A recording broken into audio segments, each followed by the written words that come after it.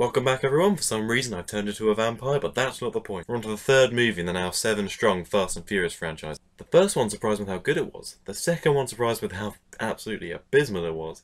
The third one's here now, and you want to know what I thought of it. Well, the lengthily titled The Fast and the Furious Tokyo Drift does away with every character that was in the first two movies.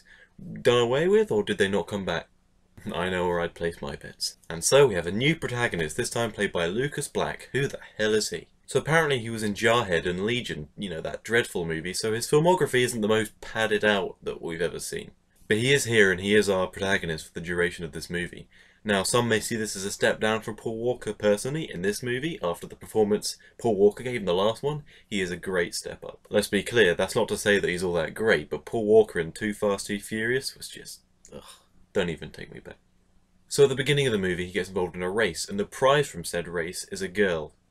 Now, the guys behind the camera in the previous movies did tend to, you know, wander down a little bit towards the tushy tush. But to actually sit and watch two men aggressively race with each other over a woman as if she's just some sort of trophy is just a step too far, in my opinion. It's beyond what I'm comfortable with. But luckily that only happens in the first 10 minutes of the movie, because Lucas Black totals his car and gets in trouble again. We're told he has a history of doing this, and he's given a sort of ultimatum at this point. He can either go to jail in America, or he can go to stay with his father in Tokyo. Now I know this is already pretty ridiculous, but just stick with me for a second. So now Black's out of his comfort zone, and he's told by his father that he is not allowed to touch a car.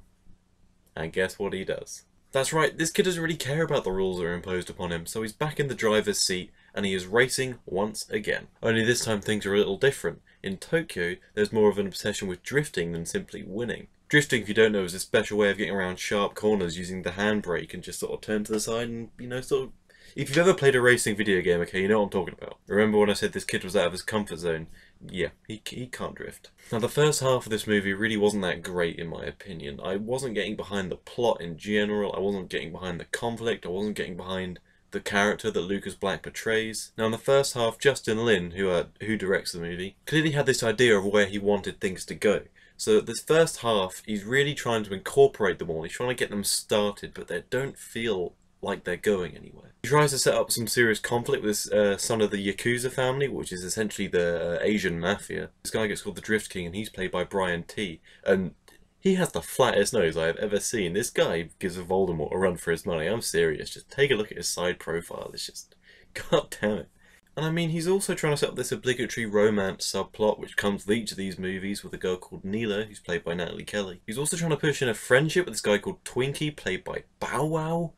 Then there's another subplot with a relationship with his dad, and then on top of that there's the main stuff, which is about Lucas Black perfecting his drifting because he starts off dreadful. Now, the way to get through this movie in the first half is just to forget about all that sub stuff. What we're focusing on is Lucas Black perfecting his new driving skills. If you do that, you'll have an easier time getting through the first half, and the second half makes it, in my opinion, somewhat rewarding. Because the gimmick that this movie brings to the table, and it is a gimmick, is drifting. And Justin Lin uses this new way of driving that hasn't been explored in the previous two movies to create a new style of racing. Now in the first half, again, it doesn't seem so innovative. It seems pretty bland, pretty... In the second half of this movie, this new way of doing things, this new way of, you know, driving a car in a film, allows for some very interesting sequences. There's an extended segment which gets very heated, it's very tense, and they're weaving through traffic using this drifting sort of style. Well, they come onto that, and of course it's packed, and all these people are clearing out the way, like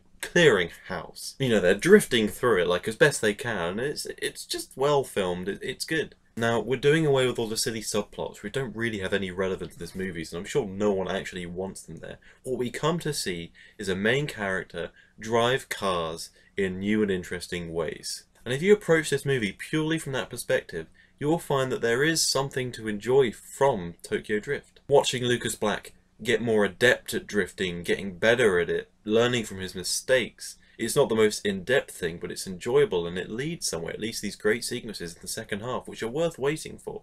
And whilst, again, for the first half, Lucas Black doesn't earn this likability that even Paul Walker had in the first movie, in the second half he really does come into his own, and I don't know if that's just because I got used to him or what, but regardless, I was rooting for him. And if you want tense action sequences, and you do, you need someone to root for, and in that regard, Tokyo Drift succeeds. And it all culminates in a race, and I won't spoil the race, but I will say that is a fantastically well...